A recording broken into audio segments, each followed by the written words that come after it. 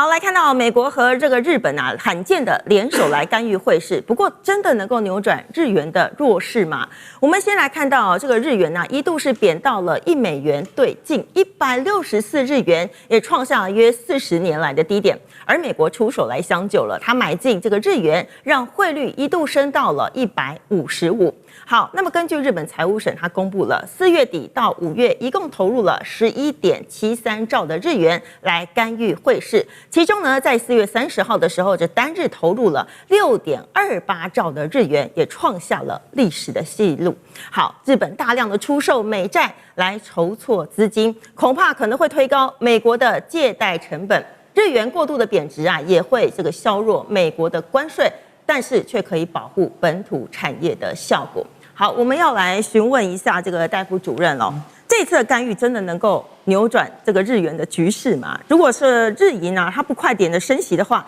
這個160日元的保衛戰會不會很快又重演？其實應該還是會回到160上下，甚至有可能還會再繼續它，因為利差繼續維持的話，那個其實是結構上的問題，並不是說我花了多少錢干預之後它就能夠回來，因為越干預會產生一個現象叫做套利哈。那我們看到，不管是過去的亞洲金融風暴哈，那甚至到近期的幾個狀況，其實都免不了在匯率上的一些處置被這些投機者所預期了。所以，當我預期你的貨幣因為這些干預的措施有變動的時候，其實它是個很好的聚集點。那聚集到甚至這個國家快掛掉的時候，就是很危險嘛，哈。所以這應該不是一個常態啦。雖然說這個常態，目前這個行為看起來比較像是，美日同盟，我們現在也必須考慮到實質的問題哈，因為日本持有非常多的美國債券，那你要在市场上把美債賣出去，然後把這個資金引回日本去救，其實也聯動到美國的公債的這些利率跟價格嘛，哈。所以這是一個非常大的系統性的問題。所以如果說問題的根結是在於兩個國家的利差的這個狀況上，假設沒有改變，那這其實就會產生很多機會點，甚至會引發風暴哈。那第二個就是說，弱勢的日元上來講的話，其實雖然讓日本的出口很好，好，我們現在看到就是它的工具機其實靠這樣的匯率哈，大概把台灣啊、韓國啊、中國大陸幾個原來做工具機也要出口的國家打得很慘。可是另外一方面來看的話，這種弱勢的貨幣其實它相當不利於它國內的消費跟投資。好，現在只要你去問一下在日本工作的親朋好友，他大概都會跟你吐苦水，物價是上漲的，然後薪資的上漲幅度其實沒有那麼大，甚至呢，在這個情況上面，讓日本的企業對於國內的投資就開始產生疑慮哈。那我是不是要把這些錢繼續放在這樣的一個市場上？所以整個經濟的成長的那個 GDP 的公式裡面，就看到有2條腿熄火啦。好，那熄火之後，我們就只能寄望政府去擴大支出，去做一些公共投資去做嘛。哈，但是日本在過去公共投資的那個債務跟項目，大概也做到一個非常極致的情形了。所以我們很難想象啊，比方說在台灣每一個縣市有個機場。那日本其實大概有這個狀況哦，就很多地方其實都有大大小小的國際機場啊，都可以飛。像這些公共建設，其實他們也都已經在處理，早就在做了。所以你要再舉債再上去做投資，也會有一個天花板的問題嘛，好。所以這些因素如果綜合來考量，那我以後的經濟要怎麼樣成長，就變成是一個大的問題。所以如果這樣的一個狀況不改善，那它就會讓國內的經濟看起來就不好。那第三個，其實在這樣的結構上來講的話，會引發另外一件事情是，如果日幣一直在做貶值的動作，然後讓這一些日本貨的出口，不管是在全球的市場或在美國的市場，都取得一個相对性的優勢的時候，那我們隔壁的這些國家就會開始想，我們是不是也要競貶？那這個競貶的狀況，其實尤其是以亞洲這些以出口為主的經濟體就會很明顯的感受到我們是不是要開始貶值。那這個貶值一旦開始啟動之後，尤其像台灣，我們也很多東西從能源啊，從很多物資都是要從國外做進口啊。台幣一旦開始貶值的時候，國內的這一些物價上漲的壓力會不會同步的上升？然後我們是不是有能力去處理這樣的問題？那台灣相對於其他國家來看的話，我們在能源成本上，事實上是把那個成本掛在2個公司嘛，好，一個叫中油，一個叫台電。那這2個公司如果認真的，他要把這些該漲的成本反映到國內的這個能源價格的時候，你會發現那不得了，我們的物價可能會漲到一個非常很難讓人接受的地步哈。但是這個台灣有辦法去控制住，那亞洲其他國家可能也會面臨同樣的難題啦，哈。所以第3個點來看的話，就是這件事情如果沒有開始去做改善的時候，那也很可能會引發亞洲上面的一些經濟跟金融的風暴。好，我們謝謝戴副主任了。好，那麼日元貶值，其實對於這個其他國家的遊客來說啊，到日本去玩，變便宜了。不過呢，對於日本的公民來說，生活成本卻是變貴了。好，我們來看到日幣貶值啊，日本消費者是負責買單，但是對於出口的大企業，好，包括了這個汽車、機械等，都是可以受益的。不過呢，日本高度依賴了進口能源、糧食還有原料。那麼，如果日元越疲弱的話，漲價則是由消費者買單。好，現在日本首相高市早苗出手嘍，他主張啊低日元的有利經濟。另外呢，日本實質的工資目前已經連續10個月都是呈現負成長的。好，那麼再來看到這個家庭恩格爾係數啊，現在已經升到了29.4%，也就顯示說呢，日本的民眾啊有將近30%的花費都是用來買食品的。好，我們要來請教一下介大使嘍。這個高市政府，它是一面用這個貶低日元來支撐出口，另外一邊又是靠這個減稅來補貼日本的家庭哦。那麼這個日本呢，如果是靠這套政策的話，真的可以帶動它的正成長嗎？只有高市一個人認為有可能，其他日本的像死破茂，他們好多這些自民黨內部的資深的這些政治人物都出來批評。這個時候你還要這個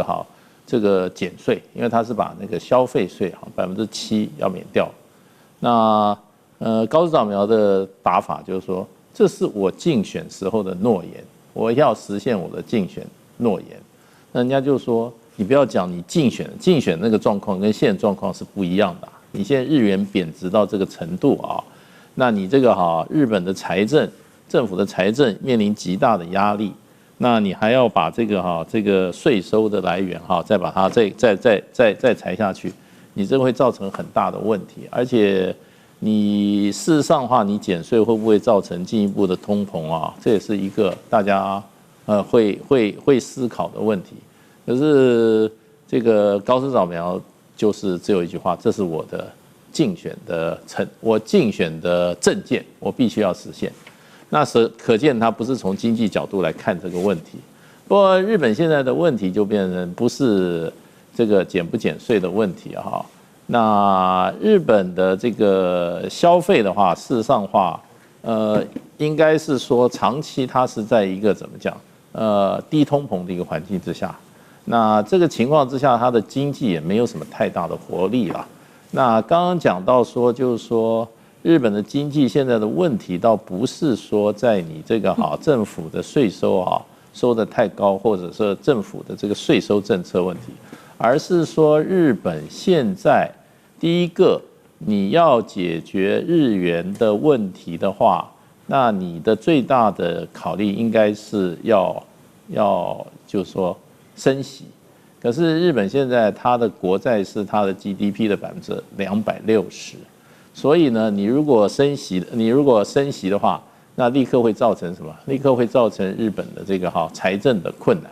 那所以這個升息不考慮的話，那剛剛就講到它的結構性日元這個它的一個結構性的問題，跟美元的利差太高那你要不斷的要去救日元這可能都是達不到目的。那另外一方面就是說，日本如果要升息的話，那麼日本現在我看有25萬家所謂的僵屍企業，這是從這個日本的經濟衰30年思路來一直存在的問題。那他們就是靠這個低利息還能夠存活。那如果說你現在把利息提高以後，這25萬僵屍企業，也就是說死撐在那邊不獲利，可是就要撐在那個地方的25萬家企業，它可能就要面臨破產，因為它的利息高了以後，它支付不出來，那破產以後就帶來大批的失業，所以這些才是日本今天經濟的最大的問題啦。那你去把這個消費稅你在這個時候把它取消，那麼大部分日本的經濟學就是說，第一個沒有效果，第二個可能就是添亂。那另外一方面，你剛剛提到日本事實上在這個政府的支出上，軍事支出那上面不斷的在擴大。那麼把重點都放在擴軍上面啊，這當然是分散日本已經非常這個負擔很沉重的財政，所以本來日本的很多經濟問題是它長期的這些結構性的問題，可是如果再加上高市早苗這種錯誤政策的話，那就是火上加油。所以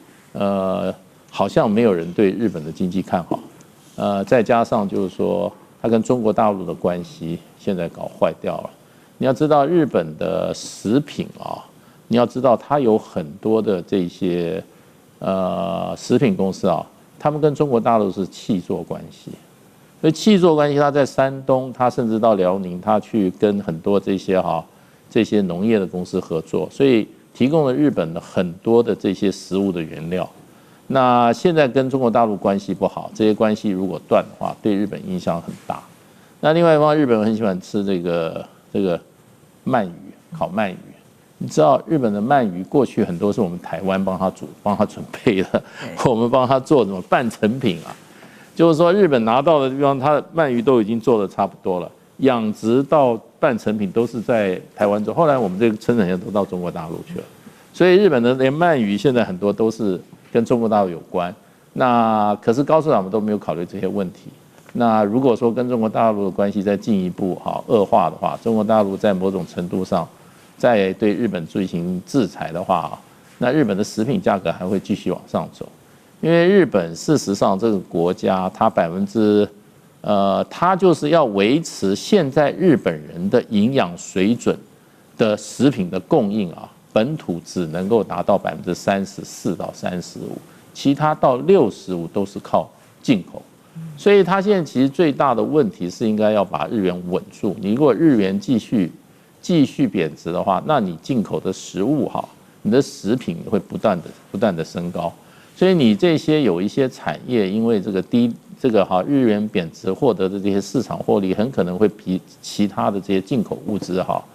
這些包括食品的成本升高，把它的那個利差把它全部給它吃光了。所以我覺得就變高市早苗應該是哪壺不開提哪壺了，這個不是一個好的良藥了。好，我們謝謝謝大使哦。那麼現在日本面臨了這個高物價，同時又面臨稅收的缺口，但是現在仍然是擴大的要來这個支出防衛的支出哦。我們來看到日本發布了這個最新的新版防衛白皮書，他們把中國列為目前最大的戰略挑戰。那麼中國呢也做出回應了，他批評呢日本是為了要炒作中國威脅，全部都是為了要這個目的是增加軍費，還有發展它的遠程打擊能力以及軍事鬆綁來尋找借口。好，我們要請教一下孝瑋哥嘍。好，這個日本的它的軍工產業能不能出現新的經濟引擎，可以救他們的經濟，或者是會引發另一個東北亞的軍備競賽呢？其實我覺得這兩個部分來說那我相信可能有一些人會很希望能夠期待這是一個正面答案，但是我覺得很難。為什麼？因為就是說日本的軍工產業的確它的這些什麼重工啊等等它在國際上的這個水準是相當高。譬如像三菱重工，它做過很多的包含那個戰甲車啊、飛機啊等等。那像日本的有那個很強的這個造船業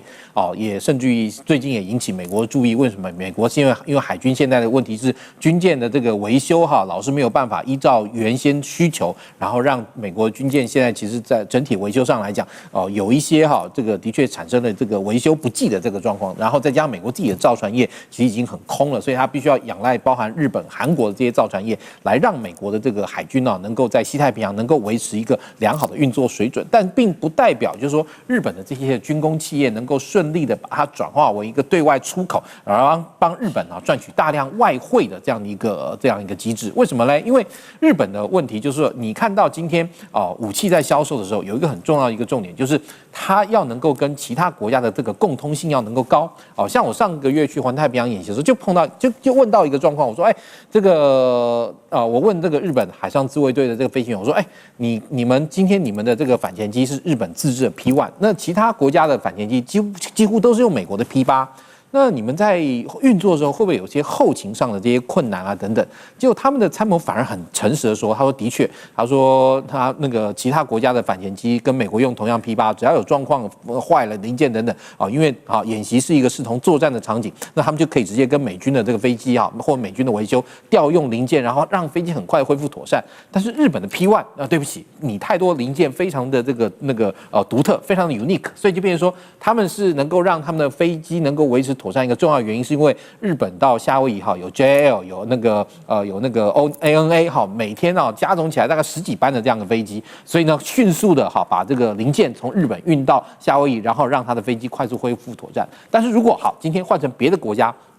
我要買你武器的時候，你後面有這麼多的這個問題，我如果買了你武器要去解決面臨或這樣的問題的話，那我其實我真的要花錢買你武器的時候，我馬上就會裹足不前。而且像日本的武器還有一個問題，它單價非常高。它的這個像比如說日本的這個 F2 戰機吧，那如果你以它當初所製造的每一架單價成本來說的話，它大概其實可能你從現在角度來講，它大概是一架 F22加上 F35的這個價格，都可能還不及一架日本的 F2 戰機。那因為日本本身它的這個武器或者說它自己本身國防發展的這樣一個獨特性，因此其實讓它的武器裝備出口困難重重，的確是困難重重。當然你看現在雖然說好像這個菲律賓日本要把這個自衛隊汰除的這個艦艇給他等等，但是一艘軍艦台除的軍艦丟給他，某種程度來說，因為你還有相關的這個後勤等等需要這種轉移它會跟一般能夠量產的這樣一個這個武器裝備是不一樣的。那如果日本一般的那個量產的武器裝備，不管是戰甲車也好，戰機也好，它的單價都非常高，不是其他周邊國家能夠輕易負擔得起的。所以也就是說，透過這樣的一個方式，想要能夠讓日本的軍工產業能夠振興，然後變成日本的這個產業的這樣一個領頭羊，甚至於大量賺取外匯，其實我必須說想太多了啦。那當然，你說像日本未來你說會不會有新一輪的這個軍備競賽？不可否認，其實像它新版的這個防衛白皮書把中國大陸列為最大的這個戰略挑戰。但其實從日本的角度來看，我們必須要從日本角度來看，的確因為中國大陸它現在隨着它自己的這個經濟發展，讓它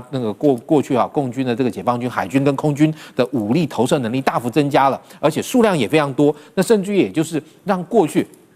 日本認為自己的這個絕對領域不容侵犯的這個所謂的日本的這個海空的這個，特別是海上的這個，就是他們的這個防空識別區。現在中國大陸的軍艦走這個日本的防空識別區，像走灶咖一樣。然後那日本的過去習慣是，你只要有任何未經通報的這個外國機艦進到我防空識別區，我就馬上派這個海上自衛隊、航空自衛隊全程盯梢。像我們國軍這個不跟日本的那個防空識別區就隔在東經121度線吧？是不是？你只要一過去，哇，日本馬上派飛機上來看。那這個時候，你中國大陸因為整體的這個軍事能力增強，軍艦進到這個日本的這個防空識別區裡面，像走灶咖一樣，它現在耗掉了大量的這個